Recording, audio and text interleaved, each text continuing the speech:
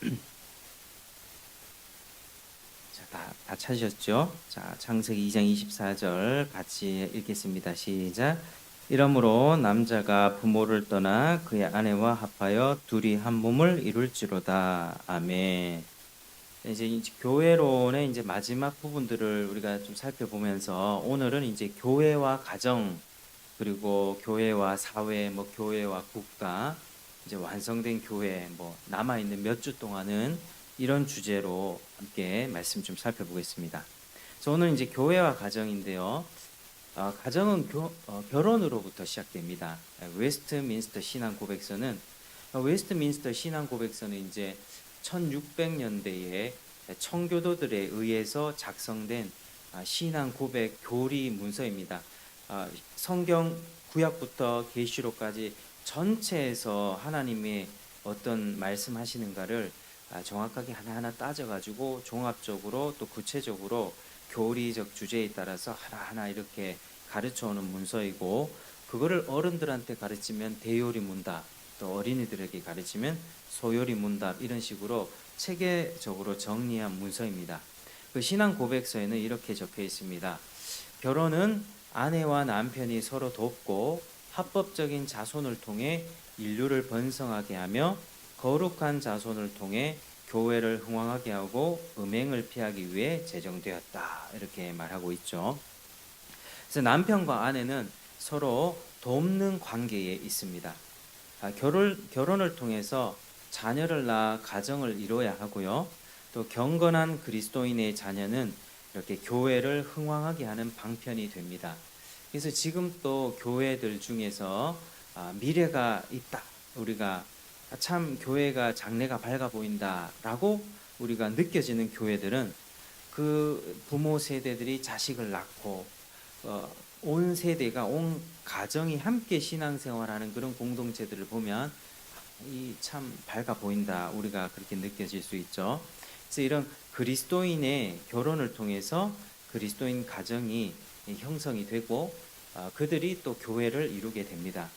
그래서 우리가 여기서 반드시 알아야 될 것이 믿는 자끼리 결혼해야 된다는 것입니다. 사실 이제 뭐 청년 때는 아무래도 뭐 이렇게 믿음으로 굳게 서 있지 않으면 돈 많이 버는 직업, 돈 많이 버는 남자. 요즘에 이제 그 젊은 여자들이 지나가면서 얘기하는 게 뭐 오빠 하나 잘 물면 인생 풀린다, 뭐 이런 얘기들을 하거든요. 뭐 그런 얘기를 하고 그리고 남자도 마찬가지입니다. 남자도 자기 눈에 예쁜 사람, 뭐 이렇게 이제 온갖 이생의 자랑, 안목의 종료, 정말 이런 육적인 욕구를 채우기에 급급한 결혼들이 이제 많이 대세가 되어 가고 있죠. 그런데 이제 절대로 믿는 사람은 믿는 사람끼리 결혼해야 됩니다.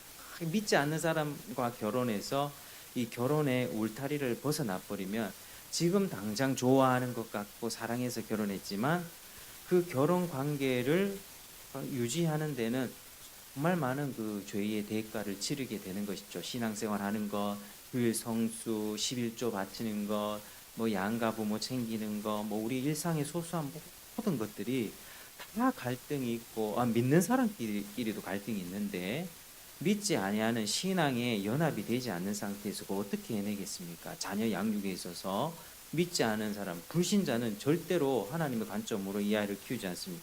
돈 많이 벌어가지고 애를 좋은 학원 보내려고 하고 좋은 어떤 자꾸 돈으로 이렇게 세상 트렌드를 그대로 쫓죠. 학원 보내고 영어 학원 보내고 여기 보내고 돈이 모자리니까. 그러니까 하나님께서는 참 아내로 하여금 집안을 잘 이렇게 좀 내실을 이끌도록 하셨고, 남편으로 하여금은 이제 생계를 책임할 수 있는 그런 책임을 지어 주셨습니다. 그래서 이런 부분들에 우리가 성경적인 원리를 따라 좀 지켜나가면서 집에서 아내가 좀 집안일을 하면서 아이들을 직접 좀 돌보는 그런 모습들이 성경에 가깝다라고 볼 수 있죠. 오늘날은 이제 다들 둘 다 결혼해 버리고 그 맞벌이 하면서 이제 자기 자녀들은 어떻게 합니까? 그냥 다 위탁해 버리죠. 학원에 뭐 방과 학교에, 그러니까 가족끼리 밥 한 번 먹을 시간도 없는 그런 어떤 세상적인 그런 생각들이 가득 들어와 있는데, 그런 것들이 참 쉽지 않다는 것입니다. 그래서 반드시 믿는 자끼리 결혼해서 자신들의 성경적이지 못한 생각들도 계속 말씀과 설교 가운데 양육되어 가면서 잘못된 것이 있으면 하나하나씩 버리고 또 하나님의 말씀이라면 그것들을 또 순종해 나가고 지켜 나가면서 그렇게 세워져 가야 되는 것입니다. 오늘날에는 뭐 참 많은 가정에 이런 문제들이 있습니다. 가정 개념 자체가 문제가 생겼죠. 내부적으로는 가정 구성원들이 서로 배려하고 관용하고 사랑하지도 못해 깨지고 그렇게 뭐 짝가정들이 많이 생겨나고 있습니다. 서로에 대해서 굉장히 무관심하고 또 방관하고 가정에서 폭력이 일어나고 마귀에게 사로잡힌 그런 인생들이 참 많이 있는 것입니다. 그래서 우리 지나가면서 요즘 아이들 참 별나다. 뭐 요즘 아이들 참 이렇게 많이 악해졌다. 과거에 비해서 이런 생각을 들면서도 이 아이들의 문제는 그 아이들의 가정에서부터 그렇게 부모의 문제로부터 시작되었구나. 이렇게 생각할 수 있는 것이죠. 외부적으로는 급변하는 이 가정의 개념의 변화, 인본주의적이고 세속주의적인 사상이 개념 자체를 바꿔버렸습니다. 요즘 젊은 청년들은 결혼 꼭 해야 되냐 말아야 되냐, 뭐 이건 선택의 문제로 생각하고 있고요. 특별히 이제 동성 결혼도 별로 이렇게 꺼림칙하게 이렇게 보지 않습니다. 오늘날 사회엔 참 많은 이혼도 부추기고요. 동성애 같은 경우 그리고 TV에 나오는 그 연예인들 중에 자발적 비혼모 같은 경우 결혼하지 않았지만 아이는 낳고 싶어서 정자를 기증받아서 아이를 낳는. 그러면 이 낳은 아이는 어떨까요? 태어나면서부터 아빠가 없는데 이 아버지의 부재라고 하는 것은 정말 크거든요. 그래서 우리가 그 복음의 자녀로 양육하란가 그 책이 있는데 그 책을 보면 사실은 우리 한국에도 신앙생활에 있어서 엄마들의 역할이 굉장히 컸습니다. 여전도에 헌신적이고. 그런데 그 결과는 참 흥미로웠던 게 자녀가 장성해서도 신앙생활을 끝까지 유지하는 그 가정을 봤을 때 가장이 신앙생활, 어머니가 신앙생활 안 하고 가장이 그래도 끝까지 신앙생활하는 그 모습으로 있으면 그 자녀는 끝까지 신앙생활하는 비율이 굉장히 높았습니다. 근데 엄마가 혼자 신앙생활하는 경우면 그게 확 떨어지는 거죠. 그 비율 퍼센테이지 정확히 기억나지 않는데 보통 이렇게 엄마들이 뜨겁고 엄마들이 신앙 쪽으로 딱 열심히 있는데 이렇게 가장의 역할이 중요하구나, 그것을 이제 실제적인 어떤 수치로 알게 되었습니다. 어찌 됐든 간에 이 가장이 신앙생활을 하고 있고 또 교회에 몸담고 있고 주일 성수하며 주님을 사랑하는 그 가장이 딱 버티고 있다는 게 그게 굉장히 든든한 버팀목이고 힘이 되는 것이거든요. 근데 이제 그런 개념이 다 깨지고 이 아이는 태어났는데 아버지가 없어요. 그냥 엄마만 딱 딴그런 있고.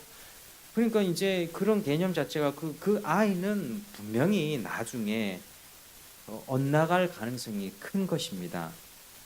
그러니까 기증받아서 아이 임신한 경우도 그렇고요. 최근에 뭐 기사 같은 거 보니까 여자 동성애자가 둘이 결혼을 했는데 아이를 또 갖고 싶어서 둘 중에 한 명, 엄마 역할을 하는 사람이 또 임신을 했더라고요. 그래가지고 요즘에 뭐 다양성이라는 이유로 다양한 형태 아니냐, 가정의 다양한 형태, 자기다움, 뭐 이런 표현들을 조심해야 됩니다. 다양성, 이 다양성은요, 지금 세상에서 말하는 다양성은 객관적 진리를 다 깨버리고 그저 자기가 원하는 방식이면 다 괜찮다라고 하는 그 얘기거든요. 그래서 그런 결혼 개념들이 막 들어오게 되니까 오늘날 이 사회는 이렇게 많은 문제가 생기게 되는 것입니다. 가정이 왜 이렇게 되었을까? 가정이 하나님이 제정하셨다는 역사적 사실을 망각하고 원리에서 떠나버렸기 때문입니다. 우리 신자들이 이 원리를 잘 지키면서 세상 가운데 그 빛을 드러내고 보여주어야 되는데 그렇게 하지 못했던 것이죠. 동성애 반대 운동을 하는 사람들이 있습니다. 뭐 할 수 있습니다. 해야 됩니다.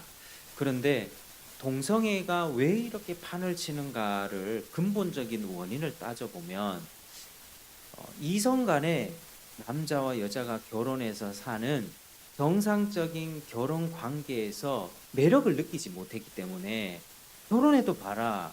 믿는 자도 결혼해서 저렇게 싸우고 갈등하고 헤어지지 않냐. 그러니까 이 사람들이 세상 사람들은 교회를 보면서 빛을 비침받고 그 소금으로 그들을 정화시켜주는 이 역할도 교회가 해야 되는데 교회의 가정들이 그렇게 보여주지 못하니까 세상은 다양한 결혼이라고 하는 형태가 막 판을 치게 되고 동성 결혼도 그 가운데 들어오게 되는 것입니다. 그래서 그런 운동을 정치적인 어떤 그런 운동을 할 때에도 우리는 늘 근본적인 원인, 그걸 입법하는 것은 반대해야 되겠지만 더 적극적으로 해야 되는 것은 우리 가정을 먼저 건강하게 세워가는 것이 먼저 우선적인 과제다라고 하는 사실이 있습니다. 그래서 인간의 타락과 탐욕이 또 그 죄악이 가정을 무질서하게 만들었고 아주 문란하게 만들어 버렸습니다. 아담이 타락하고 나서 이후에 가인의 후손 가운데 라멕이라고 하는 자가 일부 다처제를 만들게 되죠. 탐욕으로 가득 찬 그런 결혼 생활을 만들었습니다. 따라서 우리는 건강한 가정을 형성하기 위해서는 무엇보다도 결혼을 그리고 가정을 하나님이 직접 만드셨다라고 하는 이 인식에서부터 시작해야만 합니다.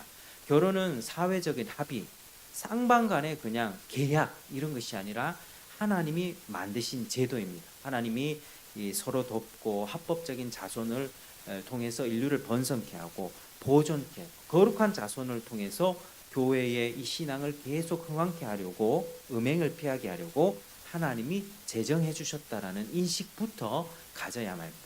일단은 우리가 이렇게 가정을 세워가기 위해서 해야 될 행동, 바꿔야 되는 행동 지침들이 또 있겠지만 말씀에 따라 바꿔야 되는 부분이 있겠지만 먼저는 인식을 정확하게 하는 것이 중요한 것입니다.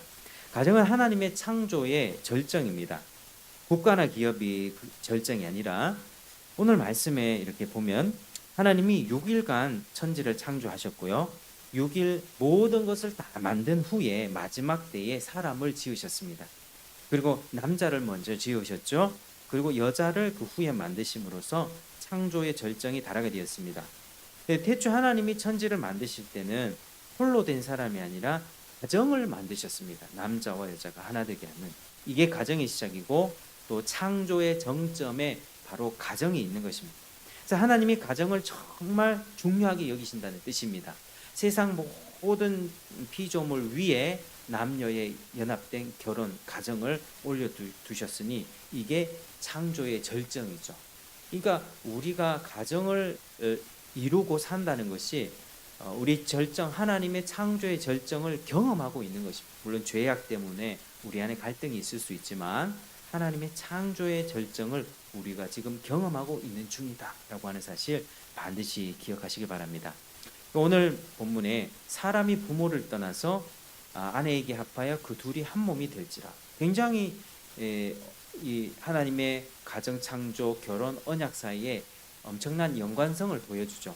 그러니까 사람은 처음부터 남자 여자를 만든 게 아니라 남자로부터 여자를 내셨고 또 이 남녀가 하나가 돼서 또 다른 하나가 나옵니다. 하나에서 둘이 만들어지고 둘에서 하나가 만들어지는 이 참 신비로운 연합의 관계이죠. 그러니까 남자와 여자가 한 몸을 이루는 성적 연합을 통해서 경건한 자손을 번성시키는 언약적 연합이다. 그리고 나아가서 신약에서 하나님과 자기 백성 또 나아가 예수 그리스도와 교회의 언약적 관계를 나타내는 말씀이기도 합니다. 그래서 바울은 교회는 신랑 그리고 교회는 신랑 대신 예수 그리스도의 신부 이렇게 표현하죠. 이처럼 한 남자와 한 여자의 결합은 엄청난 의미를 지닙니다. 그래서 하나님은 이 가정을 너무나도 소중히 여기시는데 우리 역시 그 하나님의 마음을 알고 그것들을 잘 가꾸고 돌볼 책임이 있는 것입니다. 그래서 세상의 모든 요소 중에 가정이 가장 기본이죠. 가정이 잘 돼야 이 사회도 잘 되고 사회가 잘 돼야 국가도 잘 되는 것입니다. 가정이 경건하면 그런 가정이 모인 교회도 건강합니다. 반대의 경우 가정이 병들면 모든 게 병들게 되는 것이죠. 오늘날 자녀들의 문제, 밖에 다니는 다음 세대들의 문제, 가정의 문제입니다. 그래서 이 부부가 신앙 안에서 믿는 자 안에서 만나서 연합하고 자녀를 낳아서 부모가 되고 또 부모는 자녀를 사랑하고 자녀는 부모를 순종하면서 그렇게 이끌어가는 그런 가정, 함께 예배하면서 은혜 받는 가정, 참 얼마나 아름다운 모습일까 그렇게 생각해 봅니다. 그래서 하나님께서 이 가정을 창설하신 이유는 그저 외로움을 달래거나 종족을 번성시키기 위함이 아닙니다. 어, 하나님이 가정을 주신 이유는 한번 따라하시겠습니다. 서로 교제하고 사랑을 나누게 하기 위해서. 시작. 서로 교제하고 사랑을 나누게 하기 위해서입니다. 교제와 사랑이 가장 이 결혼의 하나님의 목표하신 바입니다. 성삼위 하나님 또 성부 성자 하나님이 영원하신 그 연합 가운데서 창세 전부터 그 영화로운 관계를 누리셨죠. 하나님이 세상을 창조할 때 뭔가 심심해서 뭔가 외로워서 인간을 만드신 것이 아닙니다.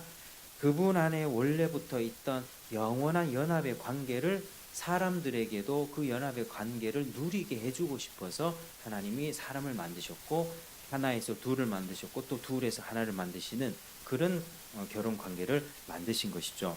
그래서 가정은 하나님의 영원한 사랑의 교제가 이 가정 안에서 이루어져야만 합니다. 그게 우리의 책임입니다. 가정은 하나님의 완전한 사랑을 구현하는 또 행복의 장소이기도 합니다. 위로부터 하나님의 사랑을 공급받아서 사랑을 실천하고 교제하며 서로 용납하고 사랑하는 갈등이 없을 수는 없습니다.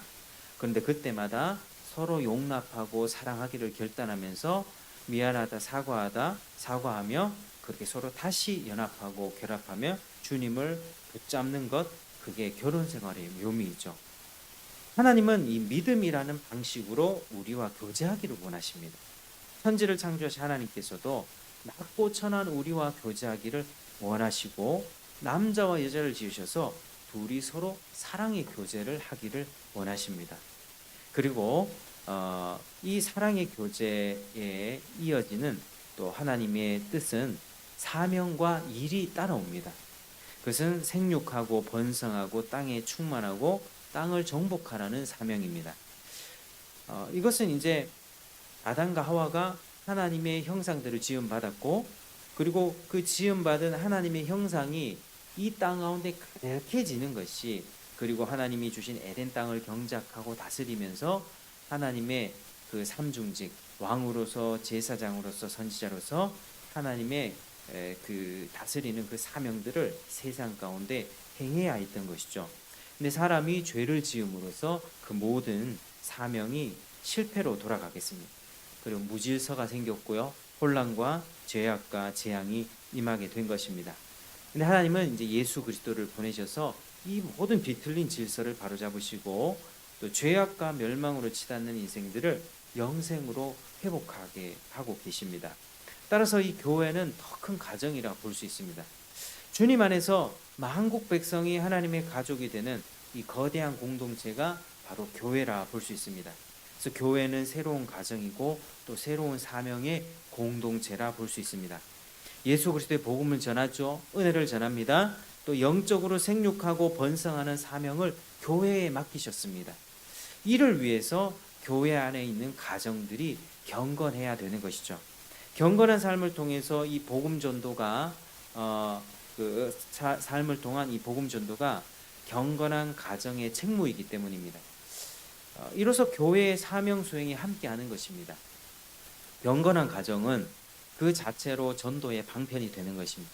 요즘같이 깨어진 가정이 많은 시대에 서로 사랑하고 돕고 살아가는 그 가정의 모습만 봐도 그게 복음을 전할 수 있는 연결점이 될 수 있다는 사실이죠.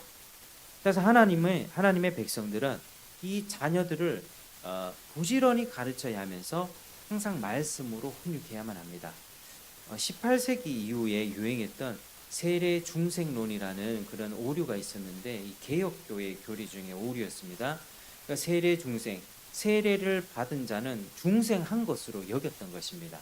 유아 세례를 받은 그 아이는 이렇게 그 아이의 신앙이 하나님 앞에 진짜 자기 신앙, 자기 하나님으로 고백하게끔 계속 기도하고 애쓰고 말씀 가르치고 네가 죄인이라는 사실 깨닫게 해주고 부지런하게 그렇게 해야 되는데 세례 받았으니까 너는 이미 거듭난 거야.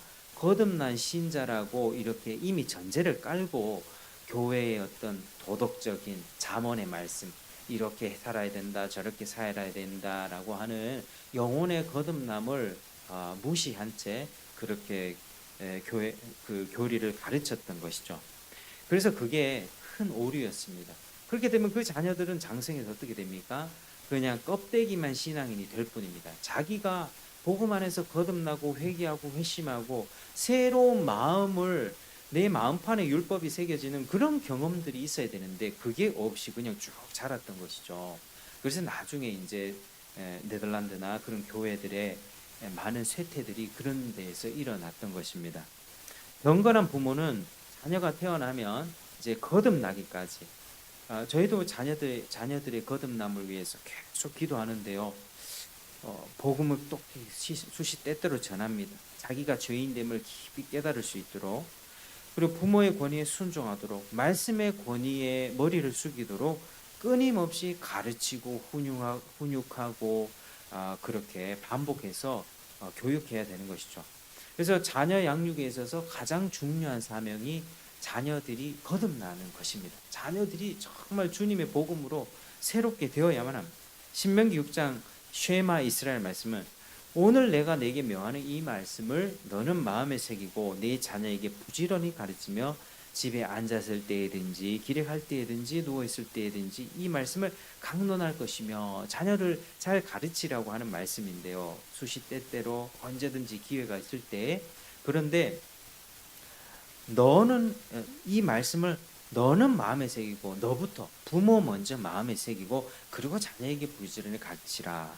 부모가 먼저 새기고 살라는 것 삶의 모든 순간에서 말씀과 성경적 가치관을 전수하라는 것이 이 쉐마 신명기 6장 쉐마의 핵심입니다. 따라서 오늘 날 믿는 가정의 위기가 뭐 환경이 문제니 세상이 너무 악하니 사회 구조가 문제니 정치자의 문제니 뭐 자꾸 이렇게 외부에서 찾을 것이 아니라 부모된 우리가 스스로 참 돌아봐야 될 부분입니다. 어떤 부분을 돌아봐야 되겠습니까? 내가 세상을 살면서 너무 세상의 가치를 쫓은 게 아닌가? 또 높은 연봉이나 또 좋은 집이나 주식이나 승진, 명예와 같은 것들을 추구하며 살지는 않았는가? 또 신앙과 삶에 있어서 위선적이지는 않았는가? 그게 자연스럽게 자녀들을 물들이지 않았는지 저부터 그리고 우리 부모 모든 세대들은 먼저 자신을 돌아보면서 경건을 회복해야 되는 것이 우선적인 과제입니다. 주님 앞에 참 겸손해야 합니다. 우리가 먼저 신중하고 경건한 부모가 될 때 우리 자녀들에게도 바른 신앙이 전수될 것입니다. 집안의 갈등이나 위기나 어떤 시험이 닥쳐올 때 우리 부모님은 이렇게 해결해 나가더라. 기도하고 극복하고 부모님 두 분이 어떤 문제가 생길 때 문제가 있다 할지라도 서로 사랑하며 용납하며 살더라. 이런 모습들이 보여져야 이제 자녀들에게도 복음이 흘러갈 수 있다라고 하는 것이죠. 그래서 교회의 역할도 이 교회 모인 가정들을 함께 지도해 나가야 되는 그런 책임들이 있습니다. 이 지점에서 참 요즘에 이제 많은 교회들이 아이들을 연령별로 뭐 부서별로 막 찢어놓는 그런 교회들이 많이 있는데 사실은 그것이 옳지 않습니다. 한 예배 안에서 한 성령의 역사하심을 통해서 함께 은혜 받을 수 있도록 해야만 합니다. 특별히 제가 존경하는 목사님, 인천에 또 회복의 교회 우리 목사님 계신데요. 온 세대 예배를 드립니다. 그분은 처음 시작할 때부터 개척 20년 되셨는데 시작할 때부터 주일 학교가 성경적이지 않다라는 사실을 깨닫고 이제 주일 학교를 하지 않으셨고 그리고 처음부터 온 세대 예배를 그렇게 하셨고 지금까지 오셨는데 지금은 초등학생들 갓난아이들도 그 예배 1시간 넘는 예배 설교만 1시간이거든요. 설교만 1시간 되는 그 예배에 초등학교 1, 2학년짜리가 필기하고 그거 가지고 나눔을 하고요. 수련회 가보니까 뭐 1시간씩 기도를 하더라고요. 뭐 물론 뭐 아이들이 뭐 하는 기도가 뭐 어떤 기도일까 이렇게 뭐 궁금하지만은 아이들한테 물어보면 뭐 주님 만나게 해달라고 뭐 이런 기도를 하더라고요. 아, 이게 되는구나. 그러니까 그걸 제가 보지 않고 듣지 못했으면은 그저 다 그냥 주일학교, 유초등부, 중고등부, 청년부 다 이렇게 하는 게 그게 맞거니라고 생각했는데 먼저 가셨던 그 탁월한 선배의 경우를 보고 또 청교도들의 어떤 그런 삶들을 배워 보니까 아, 이게 아니라 이 방향이 맞구나라는 것을 알게 되는 것입니다. 그래서 우리 청교도 선배들이 그랬습니다. 이 공예배는 성령님이 운행하신 학교다. 아이들을 공적 예배에 참석시켜야 되느냐 마느냐. 아이들 공적 예배에 참석시켜야 된다. 성령이 운행하시는 그 학교에 성령님의 하늘의 은혜를 설교 말씀과 찬양을 통해서 은혜를 베푸시는 그 자리에 왜 아이들을 열애시키냐라고 그렇게 반론하고 있습니다. 그러니까 아이들이 충분히 예배할 수 있습니다. 저희도 이제 훈련에 나가는 과정에 있는데 왔다 갔다 하고 하는데 그걸 그냥 내버려 둘 것이 아니라 이 예배 자리에 하나님을 경외하는 마음으로 말씀 잘 들어야 되고 찬송 크게 불러야 되고 어른들의 그 뒷모습을 보면서 너도 예배에 함께 참석하는 것이 맞다.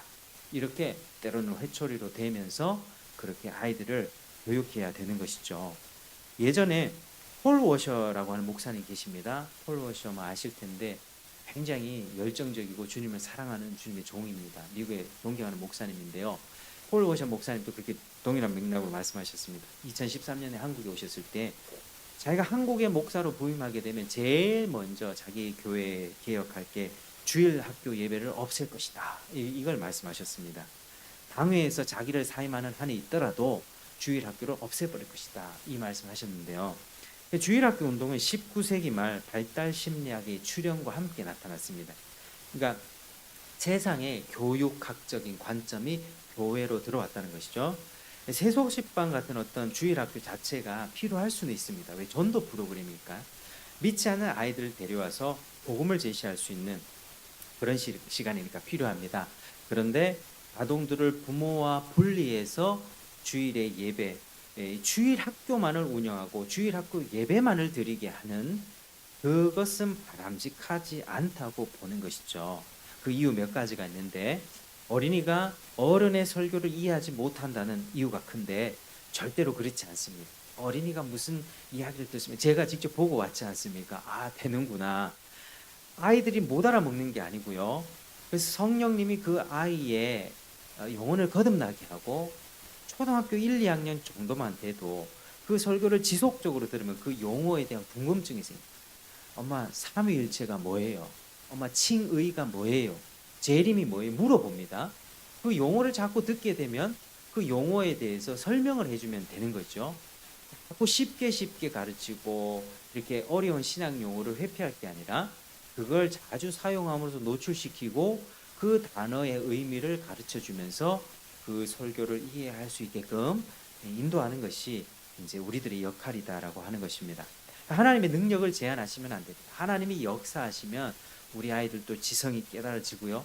마음이 새로워지고 감성도 하나님을 향한 뜨거운 사랑이 임하게 되고 하나님 앞에 눈물을 흘리며 기도하는 그런 아이들이 될 수 있습니다. 아이는 안 된다 이게 아닙니다. 아이들 우리 주님께서는 아이를 나에게로 가까이 오라고 그렇게 말씀하셨습니다. 우리 늘 이것을 기억하셔야만 되는 것입니다. 가족이 찢어지는 것은요, 이게 그리스도의 몸이 찢어지는 것과 같습니다. 자녀들과 함께 주일 공예배 참석하는 것은 아주 특권이며 영광의 길을 걷는 것이며 한 성령의 역사하심을 경험하는 그런 은혜가 되는 것입니다. 또 하나의 이유가 있는데 부모가 이 주일 학교에 의존하다 보면 자녀 신앙 교육에 직무유기를 할 가능성이 큽니다. 이 신앙 교육을 다음 세대 부서에 다 맡겨버리는 식의 사고 방식은 옳지 않죠. 그러니까 사람들이 어떤 교회를 찾습니까? 이사 오면 교육 잘 돼 있는 교회. 우리 개척 교회 같은 데는 잘 안 오려고 하죠. 왜냐하면 뭐 큰 교회 같은 경우면 다음 세대 교회 굉장히 활발하고 프로그램도 많고 하기 때문에 그런 교회를 찾는 게 대세입니다. 그런데 그게 문제가 뭐냐면 그런 교회들 자체가 뭐 너무 잘못됐다 이렇게 비판하는 것 아닙니다. 부모들의 심리 자체가 아이들을 좋은데 위탁시켜 놓고 자기는 빠지게 되는 자식 양육에 대한 책임을 다 전가해 버리게 되는 그 문제를 제가 지적하고자 하는 것입니다.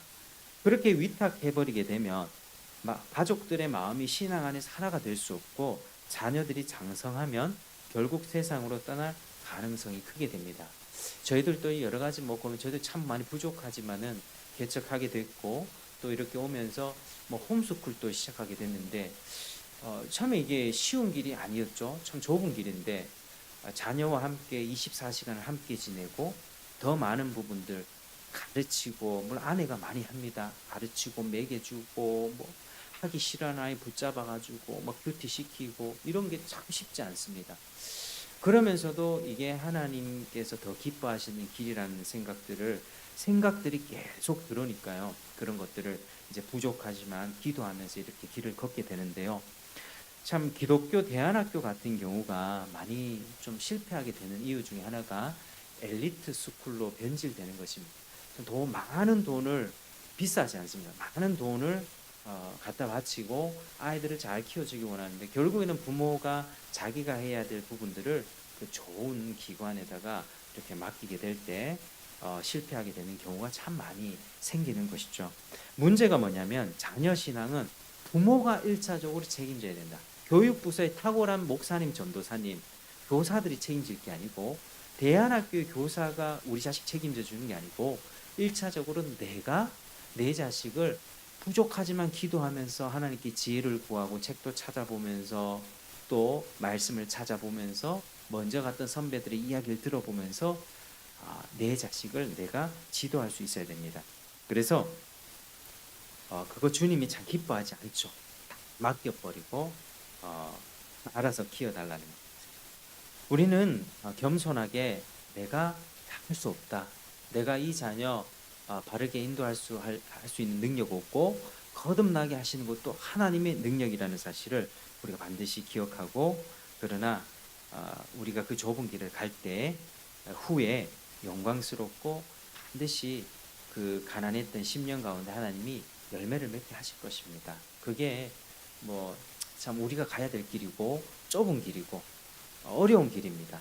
당장에는 피곤하고 많이 희생해야 되고 많은 걸 손해 봐야 되고 남들처럼 아이들 다 보내고 좀 내 시간 보내고 싶지만 그렇지 못하는 어떤 그런 것들 다 내려놓고 부닥쳐 보는 것이죠.